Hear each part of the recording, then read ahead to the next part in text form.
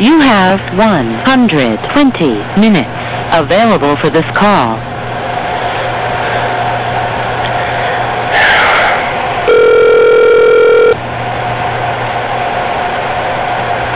Hello? Shaun? Yes, this is Darryl, right? Yeah, this is. Oh, man, I saw your call earlier, and I'm like, fuck, who do I know in Canada? Like, oh, God. I was like, oh, God, I'm so sorry. And I was like, trying to call you back, but apparently I don't have long distance anymore, so I got to talk to AT&T about that one. But, yeah, man, how you doing? I'm doing all right. I'm just calling you on a calling card. We're moving from one part of the city to another part of the city here in Edmonton, and we got this notification for them to come and make sure the place is okay. So we just been cleaning the last couple days. So that kind of sucks. Wow. Yeah. Yeah, I can imagine. What part, like, what's prompting this move? It's supposed to be a better neighborhood. It's a smaller cluster of townhouses, so that means less poor families, less shit to put up with. So yeah, I understand. Yeah, this is, my girlfriend's had her car scratched up and her tires popped and stuff like this, you know. Oh, wow. Yeah. And you're that's crazy. And you're in Queens, eh? Yeah, I live in this part of Queens called Jamaica, and I don't know if you're familiar with that rapper 50 Cent, but a lot of the lyrics that he raps about is about living out here. It's pretty rough. It's a really rough area. I mean, I've been living out here forever since I was born, so I mean, I've seen, like, we have waves of violence and craziness, so sometimes it'll be a couple months, nothing will happen, then you get like this barrage of crazy drama that happens, you know, so. Oh, man. You know, I mean, like, you kind of get used to it, you know, after a while. Like, I've developed quite a name for myself, you know, within this community from doing, like, crazy feats of strength. So a lot of the guys around here, you know, don't really mess with me anymore. But I remember a time when I couldn't even really walk out the house without getting picked on or beat up, you know. So it was a long time coming. Yeah, it was pretty intense. So it's put that on top of the fact that I'm into punk rock music. It was a real hassle, you know. Have you ever ran into Ashrita in that neighborhood? Because I think what? Ashrita is, you know, the guy in Guinness who has the record for the most records. He lives in that area. Oh, really? No, not at all. No. Yeah. I look him up. Yeah, because one time I got a letter from him, and it was from Jamaica, New York. So yeah, he even went to Jamaica High School. You know the guy I'm talking about, right? I did too. His name sounds familiar. I went to Jamaica High School too. Yeah, Ashrita Furman. He's kind of like the Guinness poster boy. Really? Wow. Yeah. How many records did he break? I think he's got like 300 or something. It's well in the hundreds. Wow. Yeah, he runs a health food store around there somewhere. But I have no idea how big Jamaica is, you know. It's a pretty decent size. Yeah, I can see it. Yeah, it's a pretty decent size actually, because there's like two parts of it, kind of. So. Oh, okay. It'll kind of be hard to, cause like one part is like considered like South Ozone Park, and there's another part considered Jamaica, and then Jamaica stretches pretty big, pretty far out. So, yeah, especially somebody like me, I'm not really out here all the time. I work the clubs in the city, so it was always hard for me to, like, I don't really hang out here that much. You know, if I'm in the park working out, or I'm in the gym training for something, you know. I'm gonna look. I mean, the name sounds familiar. Have you made contact with Flavio and Charles? Yeah, actually, we were talking. I was talking to those guys via Facebook, for the last couple of days, and just telling each other stories, and this is pretty cool. This is actually the most I've ever used my Facebook. I don't really use my Facebook.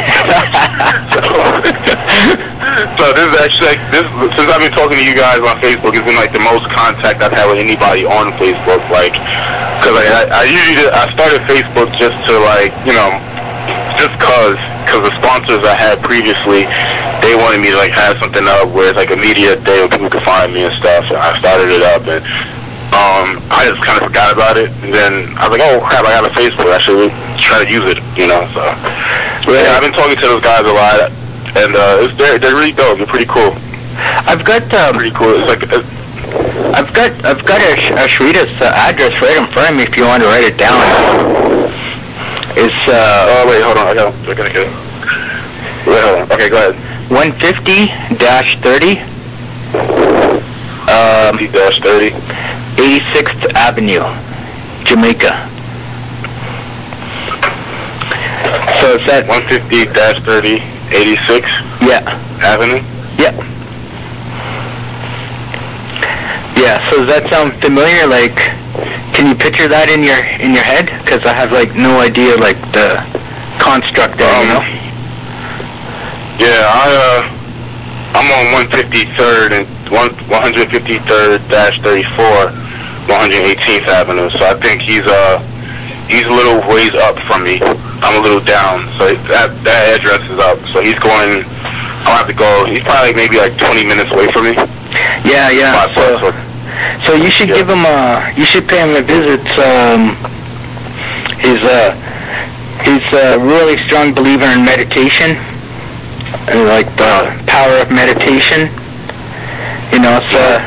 He gives credence to all his broken records from meditation. So, and wow. I always told myself if I was ever in New York that I would definitely pay him a visit. I tried calling him a couple times, but he's busy as hell, so it's hard to contact. But yeah, it's just. See, I wanna. Yeah, that area is around I think that's around by the air train to JFK, or I think I know where that's at now. Yeah, it's pretty far from there actually. Not that far, but it's far enough. So you gotta take a bus over there. It's but yeah, I'm trying. I wanna connect all you superstars together. That's funny because I remember. I didn't think, I don't know, I think I told you this before, but I didn't think that things would happen the way they happened. They kind of happened really fast, and then they ended kind of quick, too. It was a weird circumstances of things happening for me, from 2009. 2009 is officially, when I decided, when I got paid over this book, and started reading it or whatever by chance. And then from there, I went on, and I was just going on Google searches and looking at records online and stuff, and the whole backhand push-ups thing came up, and I literally did security in this thrift store in the West Village, and me and the guy I used to work with, he was a skinny guy, I was a skinny guy, so we both got tired of being skinny, so we would just do push-ups in between time the customers would come into the store, so you can imagine two guys working in a thrift store doing push-ups. One guy would go behind a counter, do a couple push-ups, come back, work with a customer. That's pretty much how it was for the 9 hours I was there. And it just came to a point where I just, across the street from that store, there was a health food, a supplement store, a place that sells supplements and food, health food, whatever. And I would go there, and I remember I bought my first protein powder, and I would eat a protein shake and a pizza with steak pieces on it and stuff, and try to turn into I wanted to be this strong guy and all this other stuff. And I remember doing the backhand push-ups thing. I saw that on a picture on Guinness World Records website on Patty's profile, and I saw him doing those. I said, that looked kind of fun, So I think that night when I was at home, I started doing them with my body weight. And then I think the next day, I went to work, and I'm saying, hey, we were bored, so I'm like, hey, I'm gonna try to break a record. So I had my friend count for me, and I went and bought a cheap book bag, and I put two packs of Salt Rock. that were like 40 pounds, like 20 pounds a piece, and we stuck them in the book bag, and I started doing these backhand push-ups, and he timed me, and I ended up doing like 719, and I remember just running across the street covered in sweat, and it's the middle of the winter time, and I'm like, I broke a record, you know, and then this place that I'm talking about, it's like one of the most, like, it's probably one of the biggest supplement stores in the East Coast, in New York City for that matter, besides GNC and Vitamin Shop. And I remember seeing guys like Victor Martinez, these bodybuilder guys in the store looking at me like I was a nutcase. And I literally had the numbers written down on a piece of paper, and that's how everything kind of started, you know. And it was just like so fast. I had a company from Canada call me, and I had another company from like Texas call me. I had companies from LA calling me, and I didn't want to be a bodybuilder because I didn't want to take steroids, and I didn't want to pose in underwear, you know. Yeah, I hear ya. Everything that's happened, it was just crazy, you know. And as soon as everything picked up that fast, the same way it kind of went down, you know. That's when I found out that company that sponsored me, they sponsored my first record attempt. We filmed it, and I broke 3 records that morning. I broke a record for the most jumping jacks in a minute that this guy, just skinny old guy, did a couple years back, and he did like 61 or 63 jumping jacks in a minute, and he weighed 135 pounds, and I did 85 in 1 minute, and I weighed 230 pounds. And then I did the most backhand push-ups with the 40 pounds in an hour and in a minute. And I did all of that within early that morning, and we filmed everything. Guinness sent me the whole package, you know, about how you can break the record with them and all that stuff. Yeah, I've seen the package, they sent me that whole thing. We sent everything out to England, what I thought, and I remember the girl I was dating at the time, she was on a flight, this is like probably 25 weeks later, and it takes about they said it takes 6 weeks to verify a record. So we were waiting all this time to get a response from Guinness, and the guy who was my sponsor, the company's called Ignite Naturals, and he's like, oh yeah, we sent this stuff out, Shaun, you're gonna get your answer soon, and you know, maybe we're gonna have you start doing some demo work, and you know, you can go around telling your story to people and all this other stuff. I'm like, all right, you know. And the girl I was dating at the time, she happened to be on a flight coming from New Orleans, and she was sitting right next to a girl who was a representative from Guinness World Records New York City, and by chance she mentioned my name, and you know, and said that I broke a couple records, and I had a PIN number. They give you a PIN number. We would attempt to break these records. They gave you a PIN number, so we gave them my PIN number, and they looked on their charts, and there was no evidence of me breaking any records with them. So I'm like, that's impossible, because I just filmed, and I had all these press clips. I sent through everything, the notary letters and witness statements, all that stuff.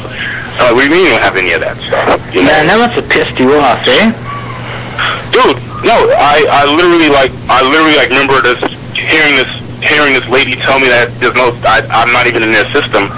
And for the last 25 weeks, I've been telling people, hey, I broke 3 world records. So, which I did break those 3 world records. And I had like maybe 20 or so people that were there that morning witnessing me do this. But people who weren't there, I'm telling them that I did this, so it's kind of messing up my credibility. Because like pretty much I'm lying, because they're like, well, we don't see you on their records, you know, of breaking any record, you know. And it was just like a big slap in my face, because I trained for like 10 months before that to like do those records, and I pretty much had it was like my lean years. It was lean. I was like that whole 10 months I was real lean. Like when I say lean, I was broke. You know, I had. How old are you now? I was eating like Kansas. I'm 26 now. Oh, okay.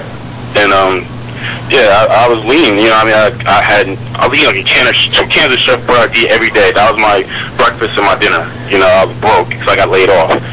And I was training for those records, and the company I was sponsoring, the company I'm telling you about now, they were like, we don't want you to work right now because you're training for these records, so we'll pay you to train. So I'm like, all right, cool. So I trained throughout that summer, going into the winter, and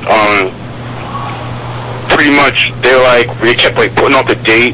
They was giving me like $100 a week, and $100 a week I had to use that to like pay my phone bill, to, you know, feed myself, for the most part, and just had to use that money, throw that money around sparingly.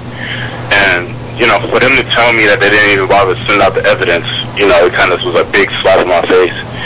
And when I confronted them about it, they didn't really have an answer for me, and I'm like, you guys have been lying to me for the last 25 weeks, saying that you sent it to England and you didn't. So I'm done. I don't even want to wear your logo anymore. So we went and broke the contract, and after I broke the contract, I never heard from them again. I was like, I had lawyers contacting them every day, and I'm like, yeah, you guys, can you at least send me my evidence so I can send it out to Guinness myself? And I have never got a reply back. If you go on that website, my pictures are still on that website. I just haven't had contact with them. They don't call me. There's no way for me to contact them because they're all the way in Vancouver. Oh, I'm not ever gonna be in Vancouver. Yeah. So it's like pretty much if you Google search Shaun McDaniel, you're gonna find a lot of those pictures of me on that website. Besides the RecordSetter's website. Yeah, I've seen them. I was gonna add links to my site. But I mean, I know what it's like not getting credit you deserve. I mean, I broke Brian Jackson's record for the most balloons blown up in 1 hour, and after like months of waiting, Guinness said, we can't accept this record. And I mean, I did it on live TV on breakfast TV. Wow. And I sent in all the stuff, and I was so mad. Like, this is like the first year I never even bothered to buy a Guinness book. Wow. But the thing is that Brian Jackson doesn't talk to me anymore.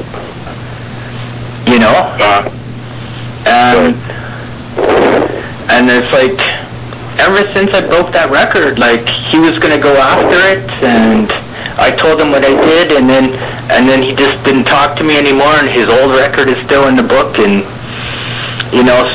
so now I'm working with the same people that were there and trying to figure out exactly what Guinness wants, trying to decode their last email to me, but I mean, I know what it feels like when you're supposed to be in the book and you're not in the book. That's like just the worst feeling. It's sad. It feels horrible. I know, but I mean, at least I've got like 2 records with the alternative book, so I'm happy about that. Right. Like, how did you go about finding the RecordSetter people? URDB people. I was looking up world records, and their link just popped up. And and from there, I was like, man, I started my personal record book from '93. So, I mean, if I can get any of those old records that I still have footage of, recognized, I'd be so happy. So I had a few records on the plate that I had video footage of, and I wanted someone to recognize them, So So I submitted them. And then right now I'm like the 3rd most prolific record breaker on the site there. But yeah, you got a lot of records. You got a lot of records. I know, but I have a few records I'm ashamed of too, though. Like really? Yeah, like I've got this one record. It's like 48 knuckle push-ups on concrete, and it's like, yeah, I've seen that one. I'm always thinking to myself, like, oh God, someone just put me out of my misery and break that one for me. It's like, to me that one seems so substandard. I mean, I think I have another one that I did, like, I can't remember if it's like 23 or 25 one-arm knuckle push-ups on concrete. I'm okay with that one. Yeah, I've seen that. Yeah, I've seen that one too. It's but I mean, there's a few records I have on there that I'm like, oh, I wish I never posted that. Like, And I was so sure that someone was just gonna break it, you know. And I don't know why no one's broken those ones. But I'm never happy with what I do, you know. Like. Yeah, me neither. I was thinking about that one arm that I did on the steak knife there, and I'm just thinking, just two, you know, like. On a steak knife, just two. Oh my God! I mean, I don't think you have to worry about anybody trying to break that record. Well, just hearing it sounds painful. Well, I mean, sure, it's painful. I mean, yeah, but you know, it's like, the way I see it is if it's going to be a world record, it's got to be impressive, you know? And and if it's in everyone's comfort zone to try to break it, then someone's going to break it for sure, you know? So that's why I've been trying for these, like stamina and pain records, you know? Like the one arm on the egg, that one hurts too. Because, I don't know, people don't realize it, but you just have, like, the tip of the egg, like, pushing into your palm. It's like, I don't know, it's like stepping on a rock in your shoe, you know? Kind of sensation, but, you know, like, because I remember when you told me, like, through email, you know, you said that you burned some tattoos into your arm and stuff like that, right? You know? Yeah. I got 9 brands, impact brands, all up and down my arms, different logos. Yeah, and like I was, you know, it's just and like, I mean, that was sort of like the base inspiration for like my one arm on the steak knife, you know, is and I was thinking, like, I mean, at first, you know, I tried it for like 10 seconds, and I was like, God, this hurts, you know, and I was just like backed off, right? It's like,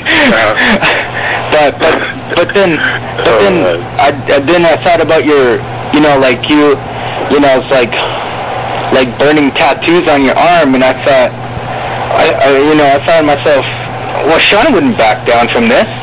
So I just thought to myself, I'm just going to do this, right? You know? Mm-hmm. But, I mean, there was a real fear factor in the beginning of it, because, like, I really didn't know if I was going to, like, slice up my hand or something, you know? You know, like, so I was just careful treading, more or less. Right. But see, even that one, like 2 one-arms, like, I'm not happy with that one either, you know? Like, I'd be a lot happier if it was, like, 20 or my finger planks, like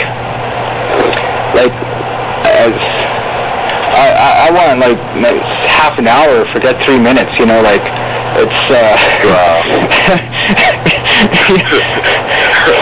Well, because, you know... Half an hour. Well, yeah, why not? You know, like, I think about Paul Lynch, right? Yeah. And like, I mean, I showed you that article, right? And he did 100. Oh, yeah, he did. And he did 124 on his one finger, you know, and I'm thinking, like, if this guy is willing to do that many on one finger, and until his finger breaks, then I'm thinking to myself, like, I really have to step up my game, you know, and not let pain interfere, I guess, sort of speaking. Yeah, I felt the same way. Definitely with that one. It's like, you kind of look at these guys, especially like for me. After reading Patty, Patty Doyle to me is like one of my heroes. He's ranked up there on my hero list or whatever, and I just remember reading his book and being in awe of him, you know, and just hearing especially doing like the most push-ups in like 1 year thing. That was like kind of crazy to me too. I was like, man, I want to do that, you know. And you're right, you know, you got like this standard that you want to set, you know, and it's like the pain or whatever. I learned that over the last couple of years, I think via boxing, because when I was boxing, I remember before you step inside of the ring, you're pretty much stepping into the ring knowing that this guy, his purpose is to knock your head off, and your purpose is to knock your head off. So, you know, it's a fear that, you know, that overcomes you as soon as you step in the ring, and I kind of got over that fear at a young age. Like, when I first started boxing, I was 15, you know, and I did it for like 12 years pretty much, and every time I remember just kind of getting this tolerance for like not thinking about it. It's like when you think about it, that makes you hesitate longer, you know, and you're more likely to get hurt, you know, because you're hesitating, you're not putting your full confidence into it. But I learned that when you put your full confidence into something that seems to scare you, it's go for balls out. You know, you kind of like, oh shit, you'd be surprised what happens, you know, like. Yeah, I've seen it all the time. There was one kid I remember I was terrified of. I'd say I would never want to spar him. And he outweighed me by like maybe 60 pounds. You know, I was like 140-something pounds at the time.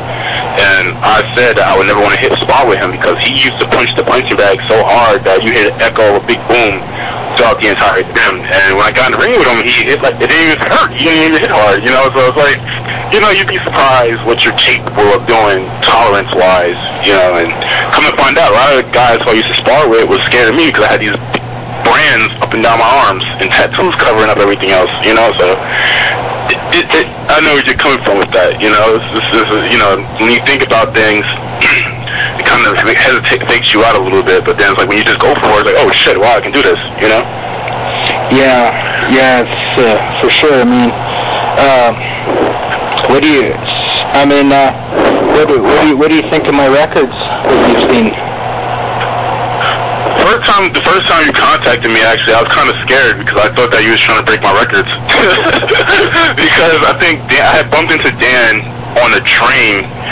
I heard your name. I heard your name before, actually, when I first started looking at their website, because I didn't know what URDB was until I got an email. No, I got a Twitter. I had a Twitter account as well, and a friend of mine who's a comedian had tweeted that I was like a push-up guy or whatever. So I used to perform push-ups at comedy shows at one point. I was doing, to give myself a buzz and a hype about myself, I would do like feats of strength at comedy shows. You know, I would go to different comedy shows throughout New York City and I would perform in between the comedians performing. And I would do like push-ups with tremendous amounts of weight on my back, timed.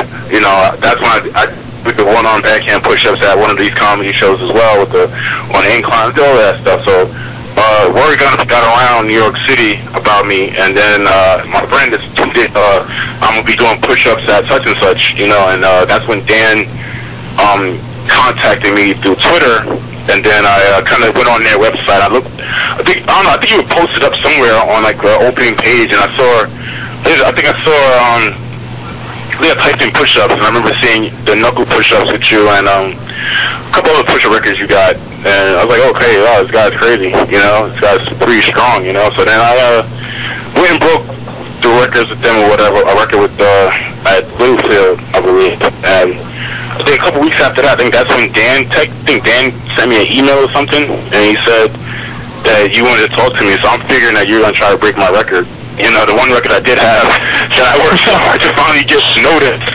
I'm like, fuck, it took me this long to get a record noticed, you know, and I think this is probably when I did the show at Joe's Pub too, I don't know. But, yeah, I thought she was trying to break my record, so I was kind of scared. So I continued to, like, I searched your name or whatever at a couple of your videos, and I was like, man, this dude's gonna try to break one of my records, man. I was kind of scared. But, you know, I said you got a high pain tolerance, you know. So, actually, your records, man, you're pretty impressive. I kind of remember thinking to myself, this guy is probably like a martial artist or something. Because a lot of the things, especially when it comes to like the finger planks are like, I used to do those when I was boxing because I had a weak grip when I first started boxing. And, I used to do so I thought she was a martial artist because a lot of boxers that I know, and a lot of like Wing Chun guys, a lot of martial art guys, they used to like do finger planks, I remember. So I figured you was a martial artist or something who had like this kind of a chi energy about yourself. So I was like, man, if he has like this kind of stamina to hold on his fingers. He can destroy any record, 3 records I got in no time, you know. So that's what I remember thinking to myself. So then I remember I said to myself, well, if he's gonna break one of my records, I'm gonna break one of his records, and then I'm gonna do a record that's even crazier.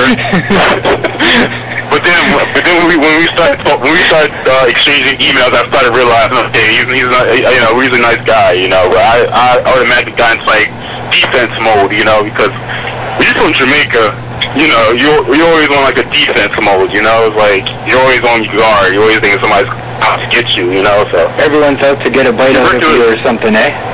Yeah. So that's why I don't think about that anymore, though, thank God. But no, I think, man, this dude is doing clear blanks with book bags on. Man. I don't ever want to get pushed by this guy. I remember thinking that too. So. See, that's and, you know, I mean, yeah. Because I don't really think highly of myself in that regard, you know. Like. No, dude, you should, man. You got like they said, you're like one of the highest record holders on that website. You know, that's a big feat. Well, you know, that's a real big.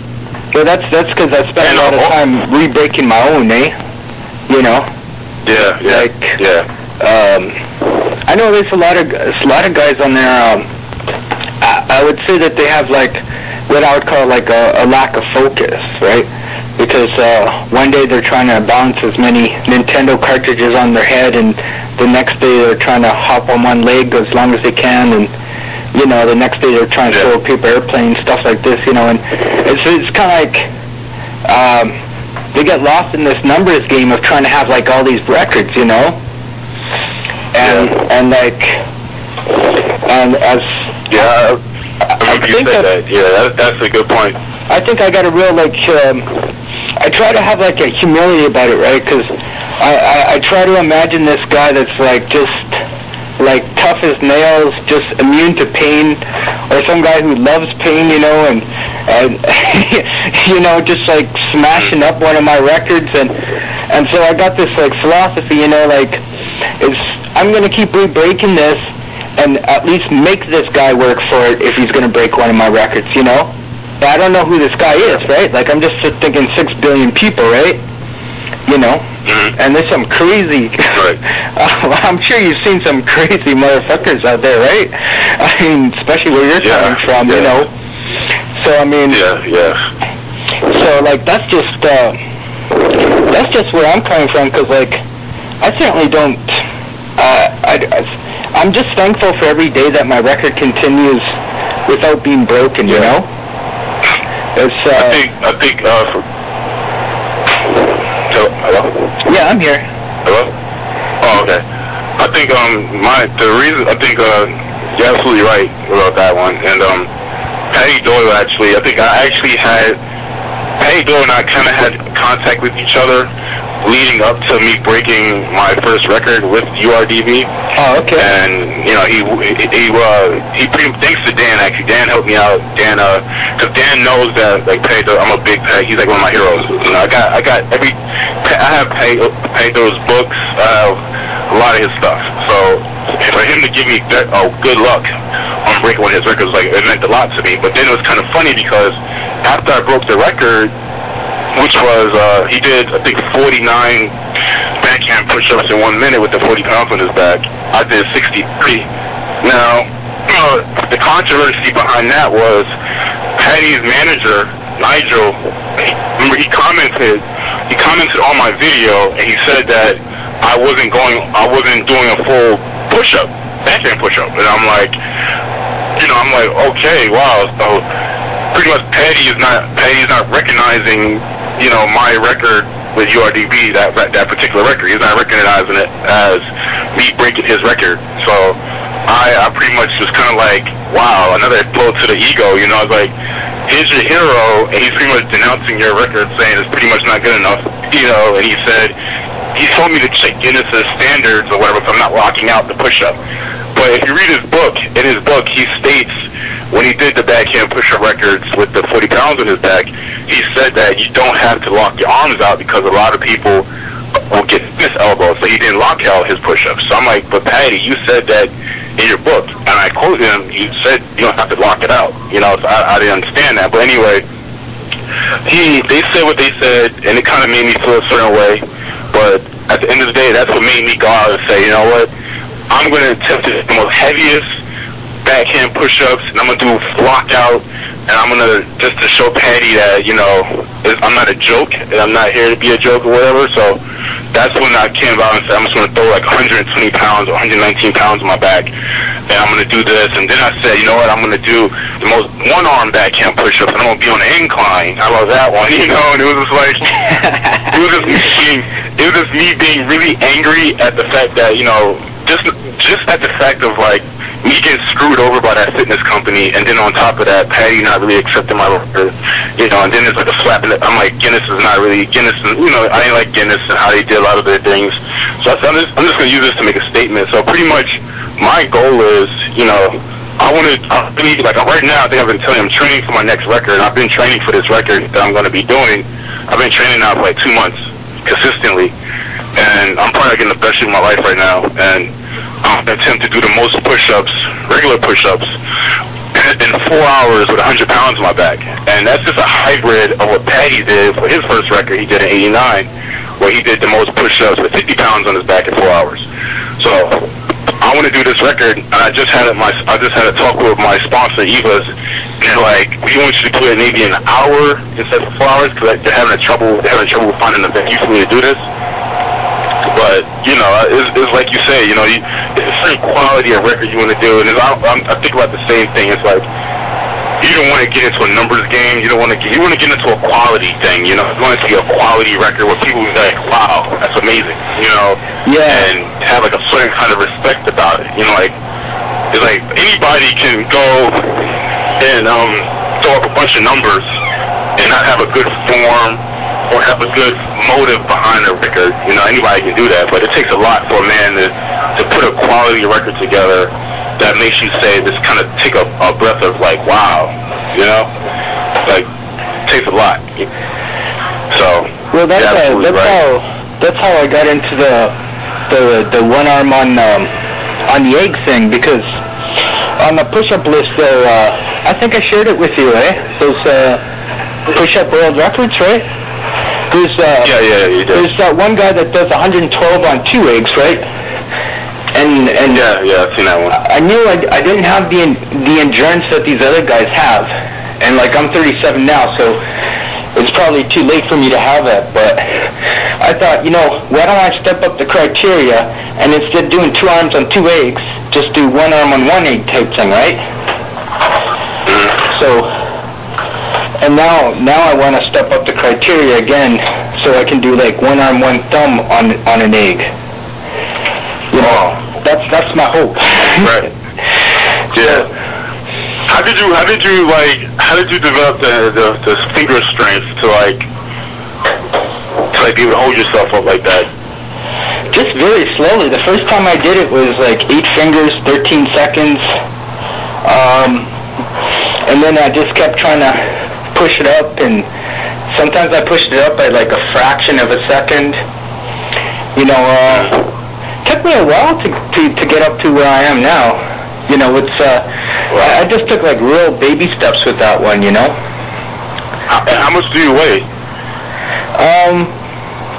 I weigh about 170. Yeah. Wow, so that's 170 pounds on your fingertips. Well, sorry. No, I think I worked it out on the scale once. I think it works out to about 110, 120 pounds on the fingers. Oh wow. Yes, I did all the calculations. The hardest one for me is the 8 finger with 75 pounds on my fingers. I think my record for that one is just about 41 and a half seconds, something like that, you know? Right. But I had to step down to 50 pounds because I ripped my backpack open with that 75 pounds. Because I can't afford these, I can't afford those thin metal weights, you know? I got those bulky concrete ones, you know? They're like plastic, right? Yeah, so I remember sewing my backpack up with wire, and then trying to duct tape it. Wow. And then nice. I just told my girlfriend, I said, you know what, I'm just going to step it down to 50 pounds and put more focus on the endurance than the strength part of it. So, you know, I'm trying to get up to that one finger that Paul Lynch does, and I mean, I have some idea how I think he did it, but I mean that's just beyond amazing for me, you know. Yeah, right. You know, and so. Right. And wow. I know, but so what is going to be your next record go? Well, I'm trying to work on finger strength right now. So I thought every finger plank I do from now on, I'm going to weight it all down in the first part of my workout, and then I go through all sets, right? Like I just do my 8th finger with the 50 pounds, and then I do the 6th finger with 50 pounds, and then the 4th finger 25 pounds, and then I do these sets of push-ups with the 50 pounds, and then I go for the long endurance, like the finger planks with no weight. So I get like so I work on the strength, but also the longer endurance part of it. So right now I'm really trying to do, like, I want to get up to doing like thumb planks on eggs and that one arm one thumb push up on the egg, like I was saying before. You know, that's my goal. Like I want to jump up numbers in something that people can't even do once. You know what I'm saying? Yeah. I want people to say, like, damn, this guy did like 50 of these, I can't even do one, you know, like that kind of thing, right? Mm-hmm. So, but I realize I need more thumb strength, so that's what I'm working on right now. I remember, I don't know, have you ever heard of a guy from England named Robin Simpson? No, I haven't. Yeah, Robin Simpson is Robin. Yeah, he has a couple videos on YouTube actually, but he's another guy. He's into like he's pretty much like trying to be like the next Paddy Doyle as well. And he actually competed for the World's Fittest Man title that Paddy had or has a couple years back or whatever. I think he has like 12 Guinness World Records right now. And step-ups and push-ups and various circuit training routines or whatever. And I remember thinking to myself that it's a very competitive field. You know, a lot of these guys, you know, doing these endurance and stamina and strength training records. And it's a very competitive thing. I didn't realize it was so competitive until I actually started like going on YouTube and Google searching and looking at these records. That is a very competitive game, you know, and it's very competitive. So, like, yeah, it's very competitive. So you have to like make it to a point where you don't even want to think about trying it. Like, especially with like one thumb on an egg, one arm. You know, when you pull that off, I mean, if anybody comes at you with that record, man, they gotta be like a super duper like ninja or something.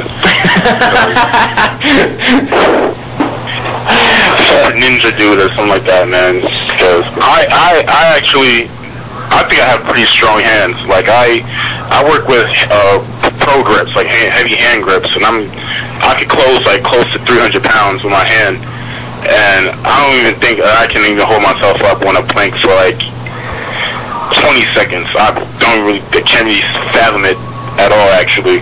So I would never be attempting any of those records.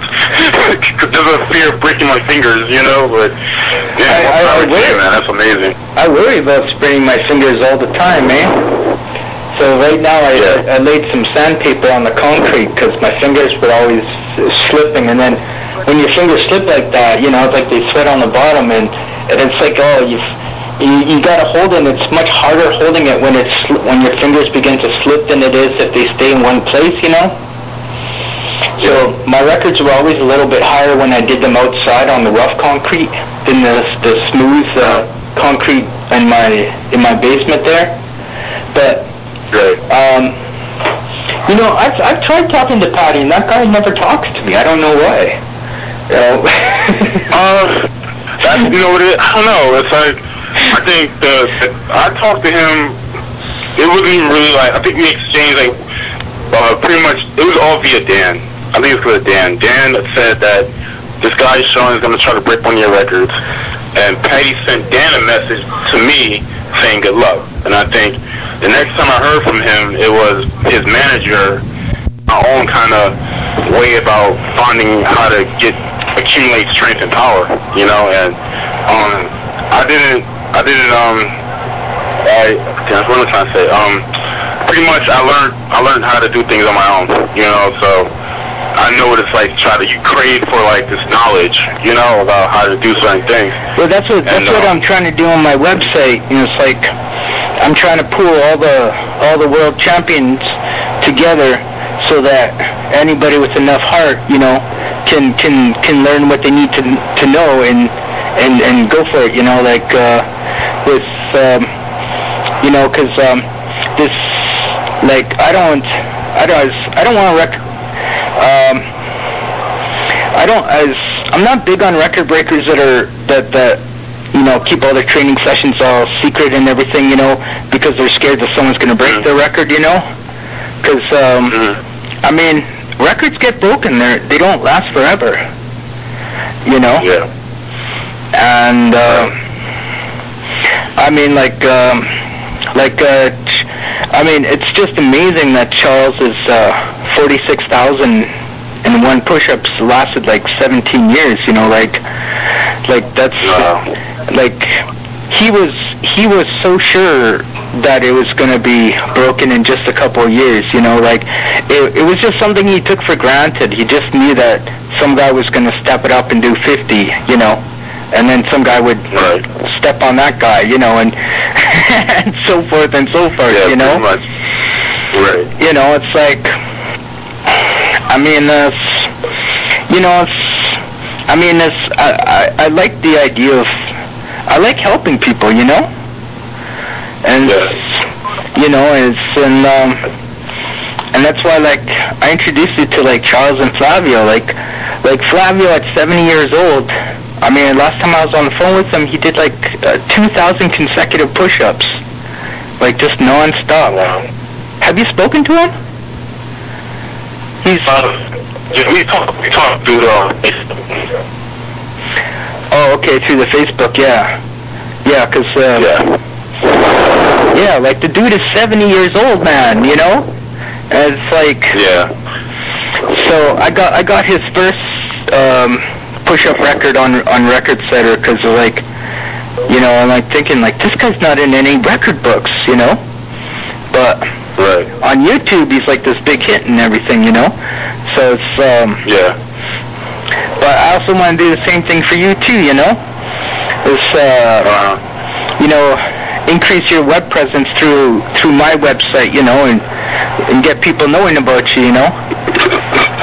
Yeah, I think the crazy thing is, like, I've actually, the reason why I don't really have anything documented is because you know, lack of my financial, I don't have a video camera. That's the first thing. And, you know, I got the iPhone, and the iPhone only lets you record a certain amount of time, you know, so a lot of the things that I think the last crazy thing I've done that I remember doing was probably a couple weeks back. I decided to, like, hang like 80 pounds off my neck and do like dips, parallel bar dips in the park, and like everybody in the park was looking at me do this for an hour, and I think I ended up doing like 300 with this 86 pound hanging off my neck in an hour. And I'm thinking to myself, man, that would have been a great record. I should have, you know, videotaped that, you know. But it's like the lack of, you know, having a video camera, you know, it kind of stopped me from doing a lot. Like I've done like 1,025 body weight dips in an hour. I've done some things that I would consider that I should record, but, you know, I don't really stress it. You know, it's like, okay, I'm going to do them again eventually. Like, the reason why it's taking me so long to break my next record is because, like I said, I gotta get the right camera equipment together, and I gotta get, you know, I want it to be an official thing where all points are covered, you know.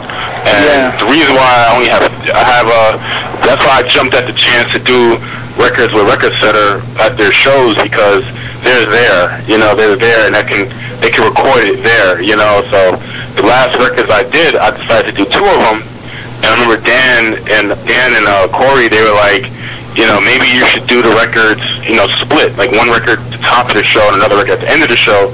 And I remember saying, no, I want to do them back to back, you know, one behind the other with no rest, because I feel like that'll make more of a statement. And plus, I don't know when the next time I'll be able to break another record, because I don't have a video camera, you know. So that's why, another reason why I decided to do 2 records that night. And I wanted to do, you know, 2 records that at least will stand down people's heads, you know. So now I don't think they're coming back to New York anytime soon, because they got this book tour coming up.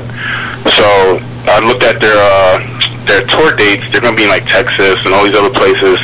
So I'm looking to do my next record probably like the week before New Year's, and it'll give me more time to prep my body for it. You know, get the equipment with the book bag, buy a new book bag, you know, stack it with either salt or sand or whatever I try to put in the bag, and you know, get a proper venue, you know, because like you say, you want the records to be quality, you know, and I want this next record to be quality, and I'm pretty much trying to. This next record means a lot to me because it's kind of just reestablish my hunger for what I intended to do originally, before I got screwed by the company I was working for, you know, because like you said, you know, it sucks when you don't get recognized for doing something, and it was like a big slap in my face that happened, and then it kind of made me feel like I was wasting my time doing this, you know. I'm like, okay, I'm not getting paid for this, you know. If I'm not getting paid for this, which I don't really care to get money from this, but if I'm not getting the respect that I was looking for and the notoriety I was looking for, there's really no sense in me doing this, you know. So that's why it's really important for me to do this next record and do it big. You know, I want it to be something where people. This is gonna be something for me to be like, okay, I can compete at this level. You know, of a Patty Doyle, of a Carl Lynch, of you, or any other guys that's out there breaking records and putting themselves through physical torture or physical endurance or whatever like that. Just to show that I can compete on this level. You know, so this record is going to be I'm very happy with this record. I can't wait to do it, because I actually got the idea to do it because Patty Doyle's first record he did with 50 pounds on his back, 4 hours. So I said, well, I'm going to do it with 100 pounds for 4 hours, and I'm going to try to match his number, you know. So it's just my overall, just me wanting to reach that claim to fame, and my goal is to actually break as many records as Patty Doyle has. I want to go up to 200 plus, and I think he has 186 now, or 187, but I want to go up to 200, and then I'll stop. Then I'll stop at 200.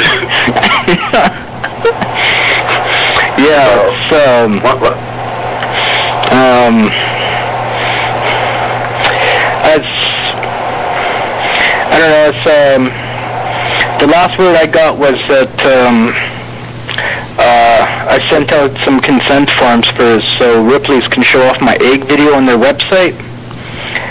So I haven't gotten any word on that, but like they sent me these forms. You're in their book, right? I'm going to be in the upcoming book, like this next book coming out. Like it comes out in 2012. Okay. Yeah. Mm-hmm. It's nice. Congratulations. Yeah, thanks, man. That was a big hit for me. Originally, like, I got all confused about it. And they're saying, like, you know, we want to feature you in our 2012 book, right? And just like Guinness, you know how like Guinness puts out a book a year ahead type thing, right? Well, as soon as the Ripley's came out, you know, I took a look at it in the bookstore there, and I was like browsing through the pages. I'm like, yeah, yeah, I'm not in here. And then I wrote that senior editor email, and I was basically like, what the hell, man? Like, don't waste my time. You don't tempt me with candy when there is none, and blah blah blah. And I'm like, I don't have time for stuff like this, and because I thought he was talking about this book. Like, I thought the book that comes out in 2011, I thought they called it the 2012 book, right? Because that's how Guinness does it, right? Right. And Ripley's is part of the overall Guinness conglomeration. But then he told me, he said, "Oh no, Darryl, we worked on that book a year ago." And I'm like, oh man, I felt like such a heel, like, I'm like, oh my god, man, I just lost it on this guy, And so, but anyways, everything's cool now because, like, I said, look, I just have a lot of pressures in my life, and I got declined by Guinness when I broke one of the records, and it was just a big crash for me, and blah blah blah. And he said it's okay, He said just a week ago we just added you to the new upcoming book, so. But I gotta wait a year, man. Oh God. Wow. But I don't know. You never get happy with it. How old were you? Huh? Yeah. How old were you when you first started breaking records? Like, how old were you when you broke your first record? I think it started when I was like 18. I was like in grade 12, and that's when I started getting into like push-ups.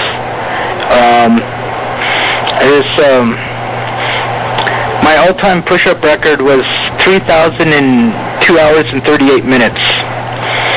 That was like, for me, that was like my all-time best.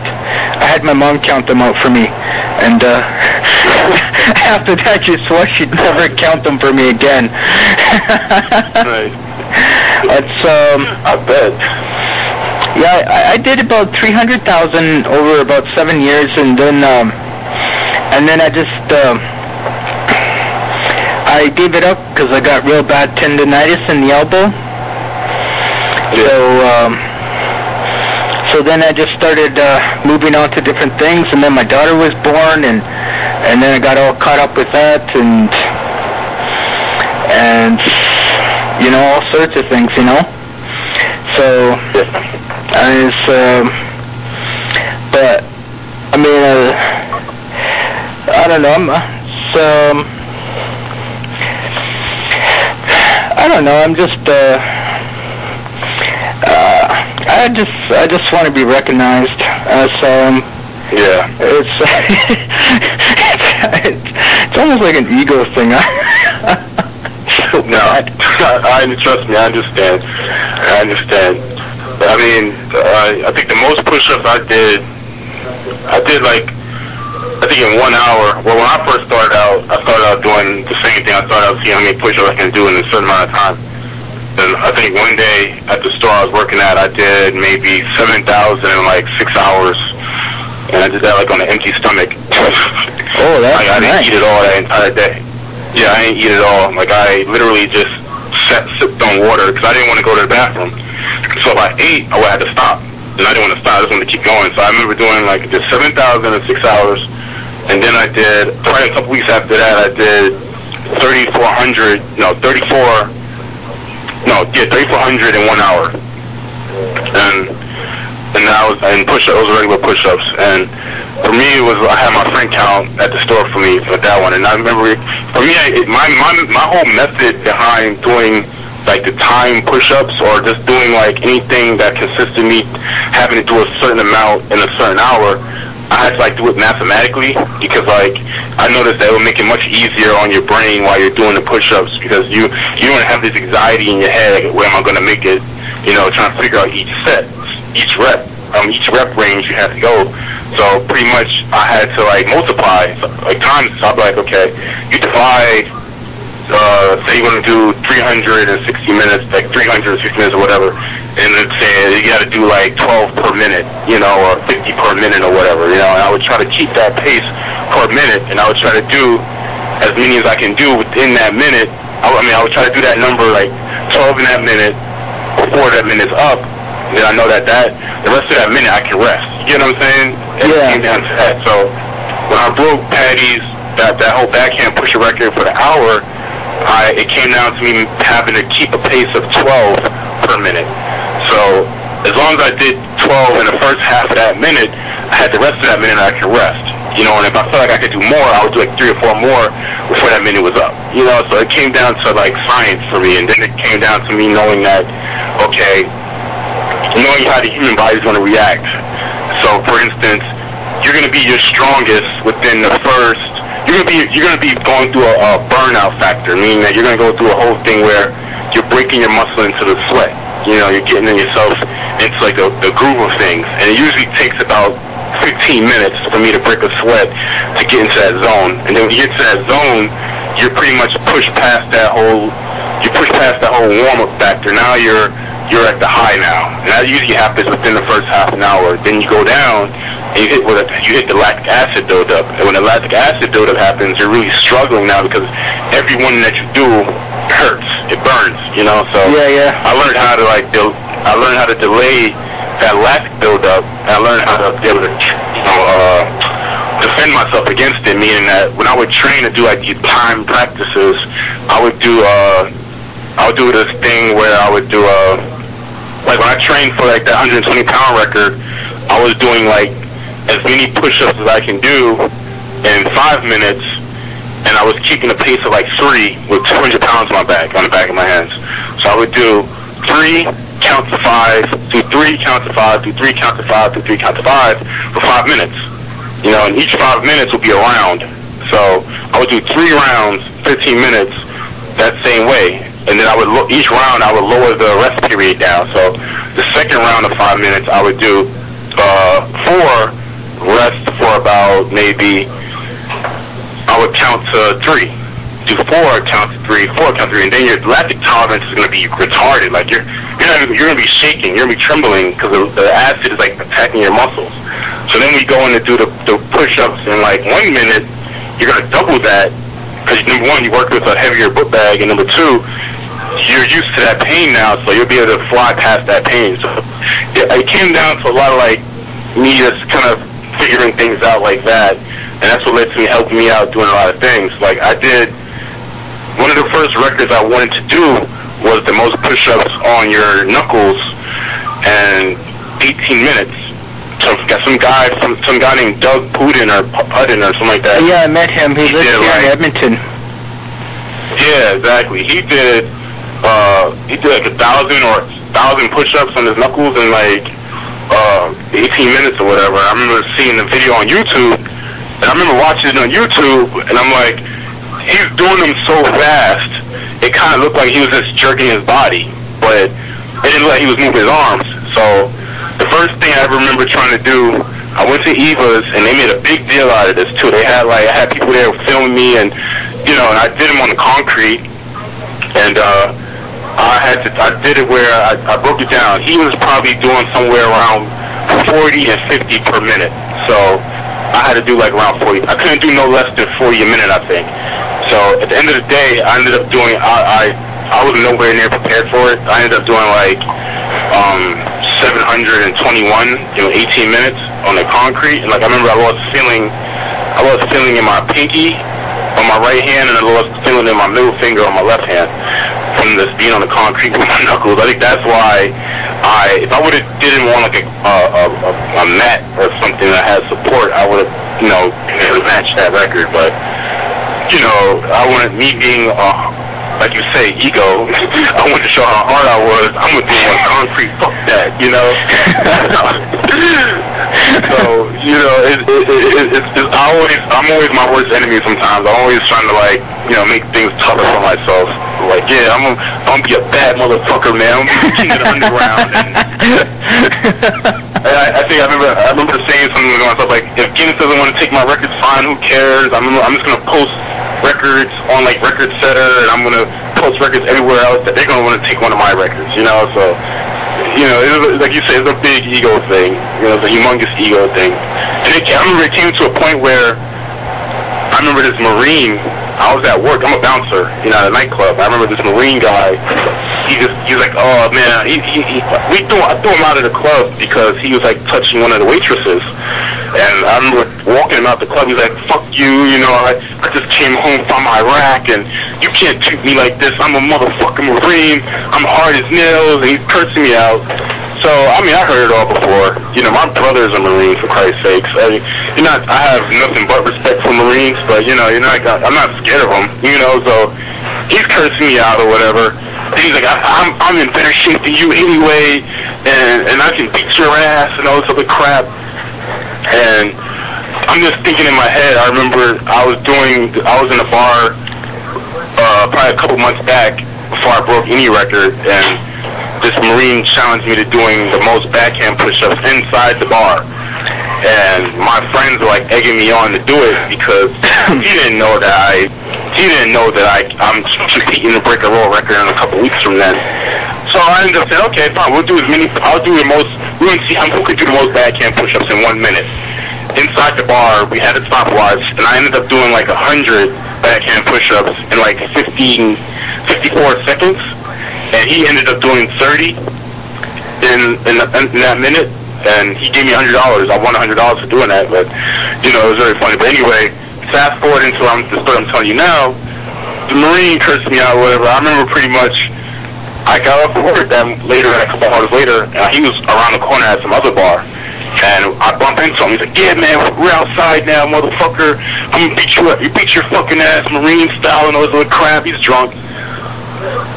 Before he knew it, he was in midair, and I slammed him on top of a car and put him in a chokehold. And, you know, it's an ego thing. You know, when people feel like, you know, it's like I learned how to humble my ego. You know, I learned that there's always somebody bigger and better than me in anything. You know, there's always going to be some guy there that's going to be like, who's going to be able to beat me on any given day. You know, so it's like, when it comes to records, I always try to make sure I realize that, you know, it's like, you're not invincible, nobody's invincible, so I just try to make it that I tell people, when people ask me how do I train for records, I tell them it comes down to my balls. It depends how far my balls stretch, meaning that it takes a lot for somebody to say they're going to do push-ups on a steak knife. You know, I'm going to do the most push-ups on a steak knife on one arm. That takes balls, you know what I'm saying? It takes a lot of balls, and a lot of people don't have balls to do that. You know, so when people ask you, how do you train for something like that, you can tell them how you train for it, whatever, but at the end of the day, what it comes down to is this mental balls. Well, that's what it comes down to. It's like, you know, so when people say good luck, I don't like the word good luck. Because it's like, in my mind, either I'm going to do it or I'm not going to do it, right? If it was all about luck, if it was all about luck, then people would be breaking records left, right, and center. You know what I'm saying? Like, exactly. You know, and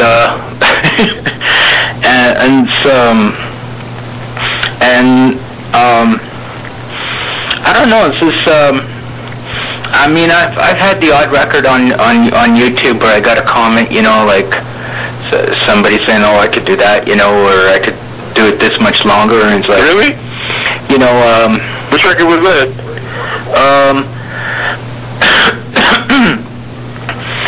I think it was like one of my static wall sit records, but you know, it's like I've got this attitude like talk means nothing when it comes to breaking records, you know. So it's like, you know, break it or don't break it, you know, like, I mean, like, go ahead and break it and be happy with it, you know, but don't sit there and talk about how you're going to break it if you're not going to, you know, fucking break it, like, you know what I'm saying? Like, talk means nothing unless you put it on the table and do it, you know what I'm saying? Like, so, like, when people talk about records, like, and there's no action, like, that to me just, talk means nothing to me, you know? And so, I'm just like short on words like that, you know. It's but I'm sure you're a lot like the same way too, right? Oh yeah, I remember this one guy asked me, just probably like 2-3 days ago, this other guy asked me, he's like, well, how are you preparing to break the next record you're going to do? I'm like, I don't know, I'm just going to do it. You know, there's no words, you know, I'm just going to go there and I'm going to do it. You know, I mean, it's like, I'm not going to, I'm very short with words. I don't really like talking, period, actually. I don't like, when I'm going to do something, I let my actions speak. Like, I don't really, I just do it, you know, there's no way around it. Like, I think, who was I was telling some guy on man, I be getting these guys' names mixed up. One of the guys you introduced me to, I forgot, I think it is, Flavio? Sergeant, Eddie? Oh, Eddie Sargent, yeah. Alright, so he asked me a question that was kind of, I think the last question I remember him asking me was like earlier this week he asked me a question, I think it was like how do I, you know, I think he was asking like, how do I break down my training, you know, for the push-ups or whatever, and I remember saying something like, you know, at the end of the day, you know, I do a lot of dips and a lot of things that proceed with me using like 100% my body weight, but also it's like, the main thing for me is like, you tell yourself, I'm going to do this number, and just go for it. And you make that deal with yourself that you're not going to stop till you hit that number or come close to hitting that number. And I remember telling them that, you know, majority of the time when I say I'm going to hit that number, I usually hit that number. And if I don't hit that number, I either go above that number or I go slightly under that number, but I'm always around that number, you know. So if I'm telling you I'm going to do a certain amount of something in a certain amount of time, I'm going to do it. Because I'm the kind of person, I'm not going to say, oh, I'm going to do 2,000 push-ups in 1 hour.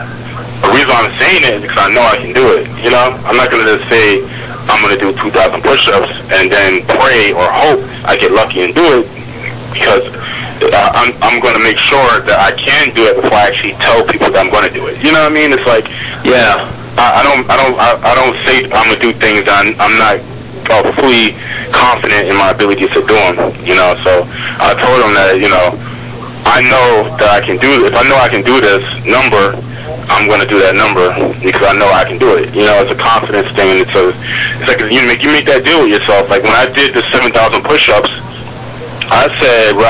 originally what I said I was going to do, I told my friend I was going to do the 7,000 push-ups, and I was going to do them in 7 hours. But I ended up doing them in 6 hours, you know, so I ended up like actually cutting my time down, you know, which is great. You know, I was very happy that I did that, and I told my friend, I said, look, I'm going to do these 7,000 push-ups in 7 hours, and I'm not going to eat, you know, and which he thought was crazy, but I told him, like, he didn't think I could do it, but I told him I can do it because I'm saying I can do it. You know, I'm not going to make idle promise. I've got the most energy on an empty stomach.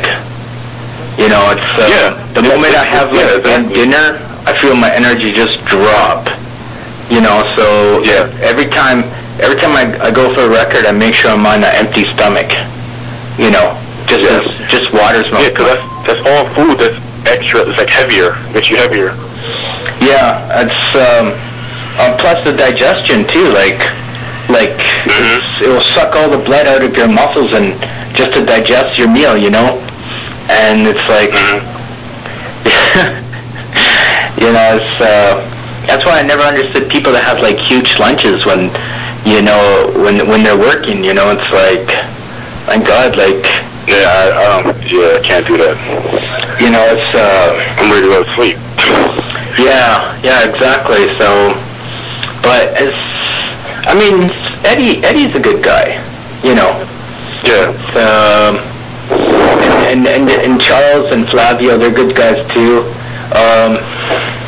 At first, I was trying to hook you up with Charles. I was trying to get you guys in contact with each other. Charles has a lot of heart, right? People don't. He's so humble about it, eh? It's like I actually admire him for that. Like I know he's trying to organize a class reunion, and knowing him, he probably won't even mention that he's got a world record, you know. But it's you know, it's like his record for most in a day. You know, it's not just about ability. But I know, like, the reason he stopped was because he couldn't handle the blisters that were forming on his hands, you know, after 21 hours. You know, and I mean, like, it's people don't realize, you know, unless they try like a 24-hour marathon, like how much hard it takes to just sit there and do something every single minute of the day, knowing that the rest of the world is just having fun and playing and, you know, doing whatever they want, you know, and like, you know what I'm saying, like,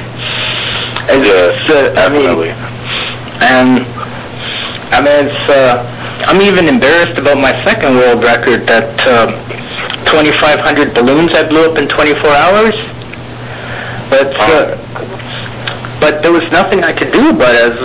I had a severe allergy reaction to this white powder that was covering all the orders of balloons. And the first hour, my lips began swelling, and that like never happened to me before. You know, so as every hour went on, it just got more and more painful. And I'm thinking like something is really not right, you know. And the people I was working with, like they were starting to get concerned, you know, and thinking like is he getting like toxic poisoning or something, you know? And you know, I had to hold ice. I had to use ice to keep the swelling down on my lips, and then I had to soak the other 1,000 balloons in water, you know, so I could blow them up, you know, to try to get some of that white powder stuff, whatever that stuff was. But I mean, it's but I look at it, you know, and like I think to myself, like 2,500. That's, you know, like I wanted to hit for 7,000, you know, and everything went wrong that day. My grandma died the day before. You know, half our tent got blown down. You know, so and then I have like this crazy allergy to this batch of balloons that never happened to me before. You know, and it was, oh man, it was just a wreck. You know, like I call it my successful failure, that one. But I'm not happy with the number, like, because that just breaks down to about 2 a minute for the day. But it's like, I know I have one video on RecordSetter where I did 1,000 just under 4 hours, and then of course I did that 446 in 1 hour. So it's like, so when you look at it from that perspective, it's like, okay, 2,500. Well, you know, it's you know, I'm just waiting for someone to just grab that one. Tell you the truth, like, I'd be surprised if it lasts a year, that record. You know, I don't want someone to grab it so fast. You know, I'd like to let it sit for a while, but I mean, and I mean, I don't know what other people think of it, you know, but I just know from, like, if everything didn't go wrong, you know, and something went right, I mean, I could have pulled off better numbers on that, you know. And then it took me about 2 months to get it verified by the alternative book. And now I'm trying to get that one arm on the egg onto that push-up list, eh? So, but I think if I end up pulling that off, then someone's going to jump on that one right away. Wow. You see, this is how I think, right? You know, I think, okay, well, I'm going to do this record, and hopefully it'll last like a month or something, you know? Like, I'm paranoid, man. Yeah, I can imagine. I can imagine. I am too to a degree. Shaun. Yes. Shaun McDaniel. Oh, okay. Yeah, love.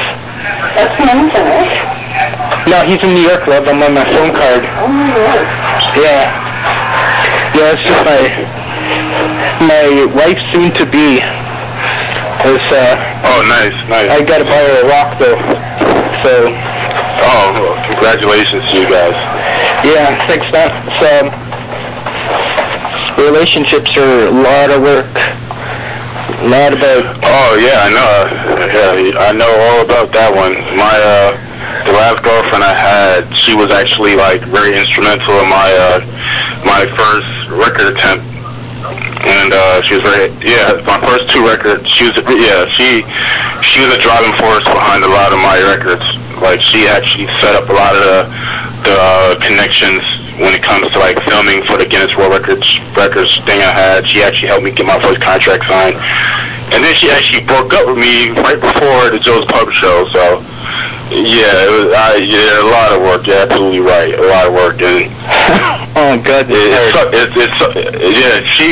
remember a time when we would go to the park and I would train, and she would count my push-ups for me, and she would count my step-ups and count the miles I ran, and we used to train together and stuff like that. So when she left me, she got a job as a flight attendant. So when she left, it was like right before I was supposed to do the show at Joe's Pub. And I remember, I don't think you can't tell, but if you go on Google, there's a thing called Flick Finder, and that RecordSetter has, and they have photos from that night. And right after I did the backhand push-up, the last record I did was first I did the backhand push-ups with the foot bag on, and then I did the one-arm backhand push-ups. And I don't think you can notice, but I'm actually crying or if you watch the video, I'm actually crying kind of, because like the emotion just kind of hit me hard, because I looked into the crowd and she wasn't there. So part of me kind of wanted her to be there because she's always there for all of the records I did, but the fact that it kind of hit me hard that she wasn't there, so I remember just crying. And I think everybody thought I was crying because of the pain I was in, but I was crying because she wasn't there. So well, it's an emotional. I remember yeah, man. I remember that night I was talking to Andrew WK at backstage or whatever, and I can't even remember half the stuff he was telling me because I was thinking about my ex. So but that was one of those like bittersweet nights.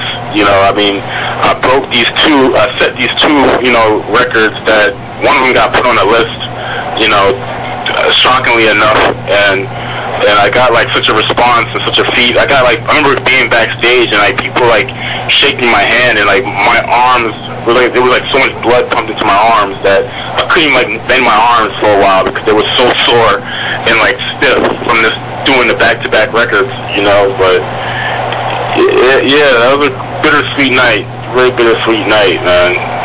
Ugh. That's I remember I was sore for like 2 days after that. That reminds me when I remember one time I was just doing these finger planks on the concrete bar where I did a lot of volunteering and did my last fundraiser, and I remember I broke 4 finger records in a row, and my tendons were just hurting, and it felt like my joints were hurting, and it even felt like my bones were hurting.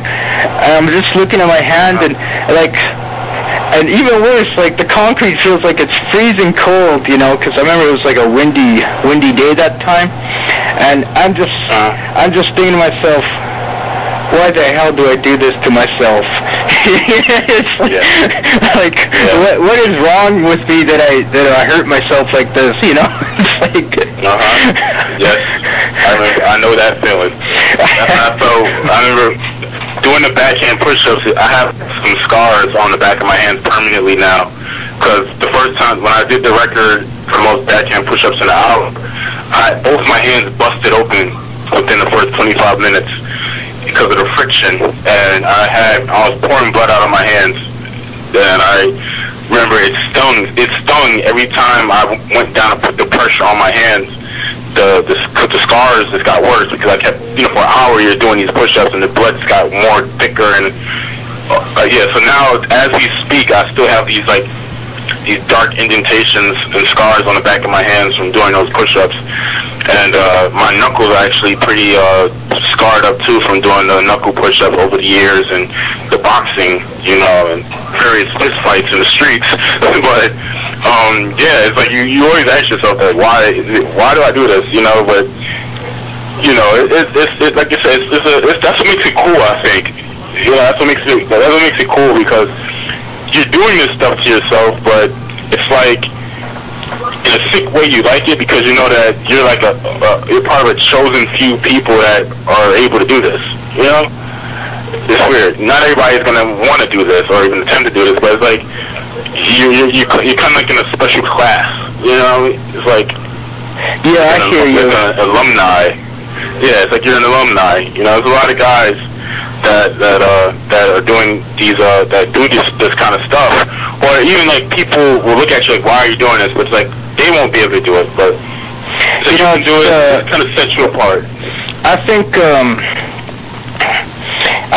I think it's like the pure driving force for me is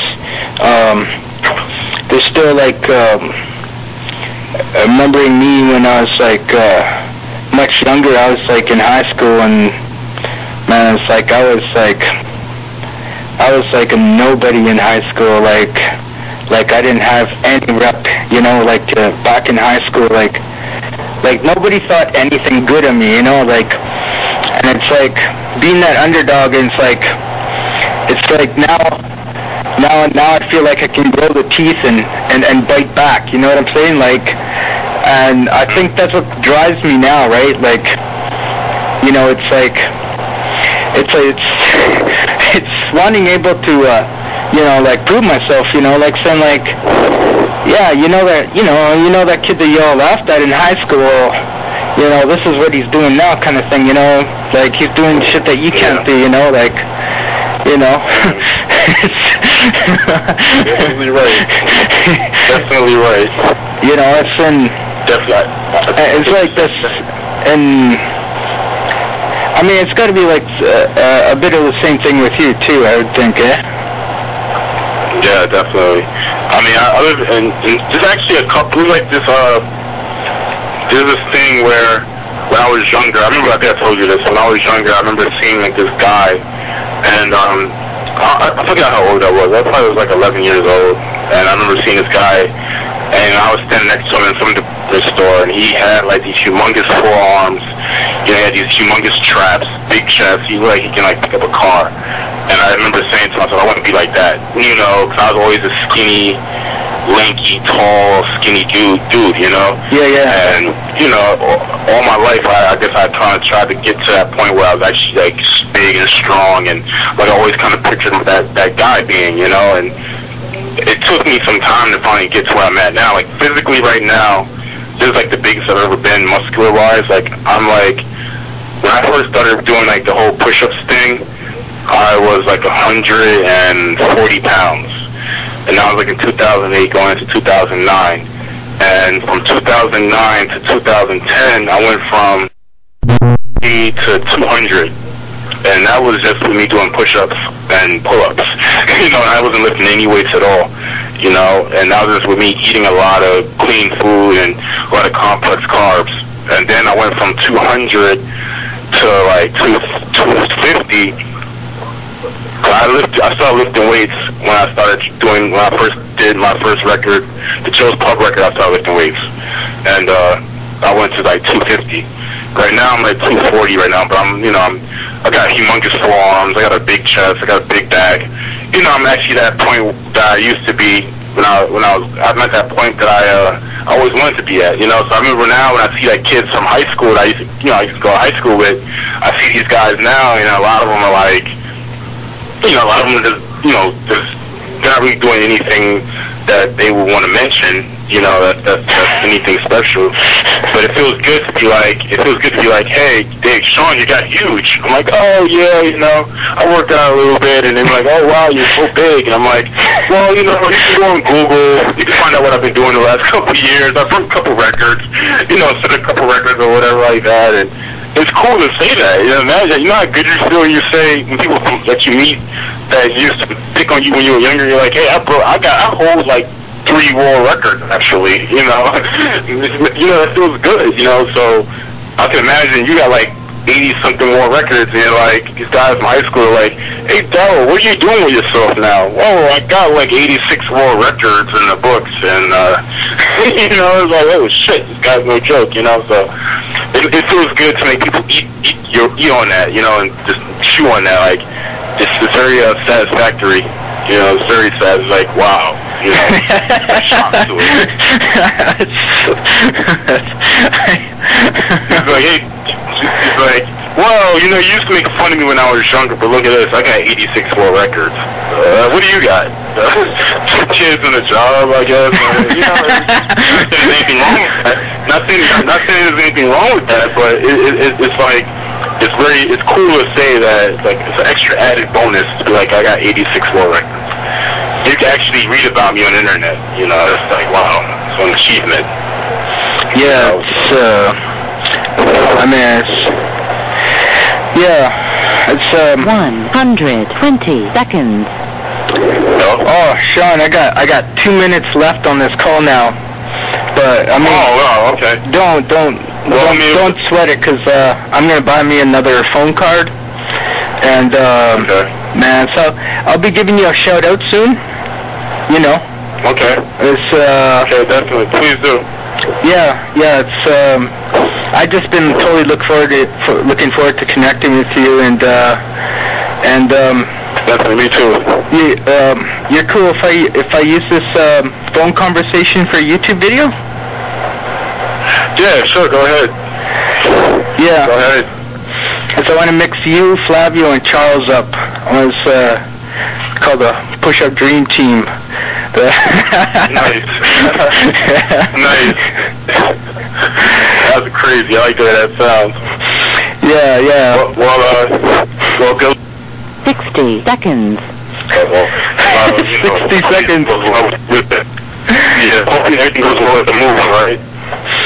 Yeah, take care of yourself, man. As definitely. I'll be training here in Edmonton. So. All right. Yeah. I'm actually about to go to the park now and work out. All right, go for it, man. It's been a pleasure. Talk to you soon, man. Okay. Later.